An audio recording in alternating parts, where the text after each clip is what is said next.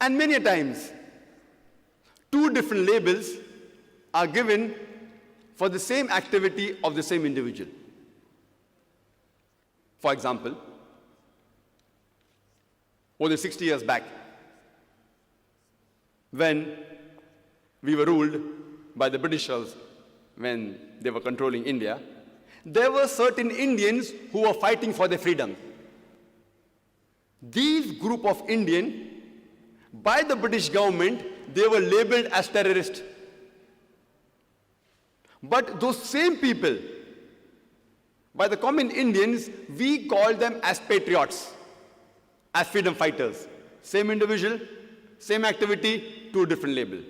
One group is calling them a terrorist, the other group is calling them freedom fighters, patriots. Same individual, same activity, two different labels. Therefore, before you give a label, you have to try and find out what is the reason that the person is giving the label. If you agree with the British government that Britain had a right to rule over India, you would call all these people as terrorists. But if you agree with the view of the common Indians that the Britishers came to India to do business, they had no right to rule over us, then you would call these people as freedom fighters. Same people, same activity, two different labels. And I'd like to give you one more example of Nelson Mandela, who was the ex-president of the new free South Africa. And we know that by the previous government, the white apartheid government, they called Nelson Mandela earlier as a terrorist. And they imprisoned him in Robben Islands for more than 25 years.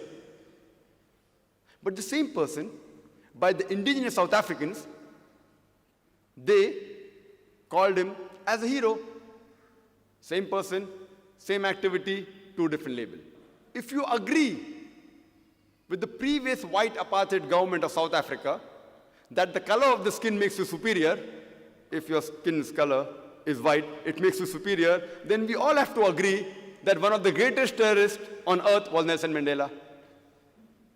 But if you agree with the view of the South Africans, the original inhabitants of South Africa, that the color of the skin does not make you superior, or same as is mentioned in the Quran, in Surah Hujurat, chapter 49, verse number 13, it says, Ya ayyuhan nasu inna khalaqnakum min zakarin wa unsa wa ja'alnakum shu'uban wa qaba'ila lita'arafu inna akramakum indallahi atqakum inna Allaha alimun kabir.